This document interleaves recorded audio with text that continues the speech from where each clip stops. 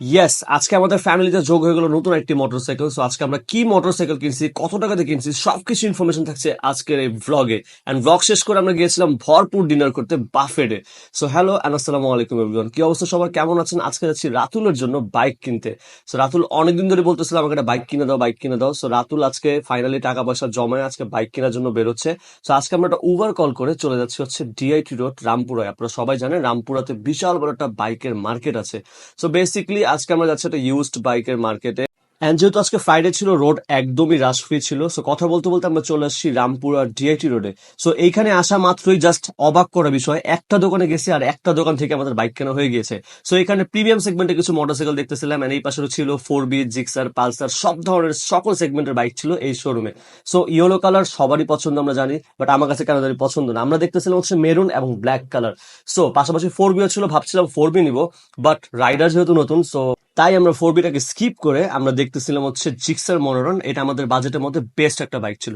So Gixxer মনোরনের মধ্যে দুইটা colour ছিল, একটা হচ্ছে মেরুন কালার, একটা ছিল ব্ল্যাক কালার। সো চাবি দিয়ে দুইটারই সাউন্ড অন করে আমরা শুনেছি, অ্যান্ড আমাদের কাছে মনে হচ্ছিল কেন জানি ব্ল্যাকের সাউন্ডটা অনেক বেশি স্মুথ। অ্যান্ড এটা ওয়ান টেস্ট বাইক ছিল, চলছে মাত্র 4 থেকে 5 হাজার কিলো, মানে বলতে পারি একদম শোরুম কন্ডিশন বা আমরা ব্র্যান্ড নিউ বাইকে পেয়ে গেছি ইউজড বাইকের দামে। সো এই পাশে আমরা জাস্ট বাইকটাকে ট্রায়াল দেওয়ার জন্য নিয়ে আসছিলাম। অ্যান্ড সরি ফর হেলমেট, আমি অ্যাকচুয়ালি যেহেতু ট্রায়াল দিচ্ছিলাম, সো হেলমেটটা আমাদের ওইভাবে পরা হয় নাই।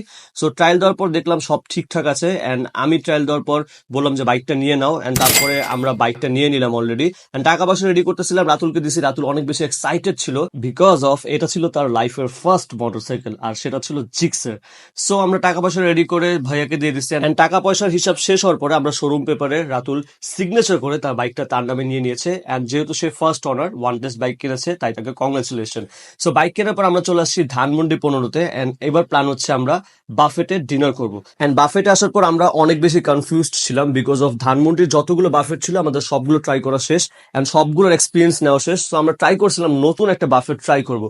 অ্যান্ড অনেক খোঁজাখুঁজির পর আমরা পেয়ে গেছি হচ্ছে দি বাফেট অ্যাম্ব্রোসিয়াতে, যেটা অনেক বেশি জোস একটা বাফেট ছিল, অ্যান্ড লঞ্চটা জাস্ট এক্সট্রিম লেভেলে গুড ছিল। অ্যান্ড খাবারের টেস্ট গুলো মাসাল্লাহ অনেক বেশি ভালো ছিল, অ্যান্ড যে যার মতো খাবার নিচ্ছিল। And on the other hand আমি রেগুলার আইটেম থেকে ম্যাক্সিমাম টাইপ হচ্ছে যে সি ফুড টাইপের খাবারগুলো ছিল সেগুলো ট্রাই করেছি, অ্যান্ড ম্যাক্সিমাম ভেজিটেবল অ্যাকচুয়ালি বেশি ছিল। সো এই পাশে কিন্তু পাস্তা ছিল, হোয়াইট পাস্তা ছিল, পাশাপাশি ক্র্যাব ছিল, and সবকিছু মিলে জাস্ট অস্থির, ওয়ানলি 1000 এর মধ্যে। অ্যান্ড স্ক্রিনে যাকে দেখতে পাচ্ছেন উনি হচ্ছে বাফেটের ম্যানেজার, অ্যান্ড বললো ফাইম ভাই আমি আপনার ভিডিওগুলো দেখি। সো ভাবলাম ভাইয়াকে ভ্লগে নিয়ে নেই। সো আমি জাস্ট সি ফুড গুলো ট্রাই করছিলাম, স্যুপ গুলো ট্রাই করছিলাম, অ্যান্ড ইন্ডিং দিচ্ছিলাম আমরা হচ্ছে ককটেল দিয়ে। ককটেল গুলো কিন্তু জাস্ট আনবিলিভেবল টেস্ট ছিল। সো ককটেল খাওয়ার পর আমরা সবাই লিটারালি বাফেট থেকে বের হয়ে গেছি, অলমোস্ট 2 থেকে 3 ঘন্টা ছিলাম। সো বের হয়ে যাওয়ার পর এক্স্যাক্টলি আমরা সবাই বাই বাই বলে দিচ্ছি, কারণ এখন আমাদের নতুন এই চমৎকার বাইকটি নিয়ে বাসা যেতে হবে। সো গাইস, আজকে ব্লগটা এই পর্যন্তই। টাটা, গুড বাই, আল্লাহ হাফেজ।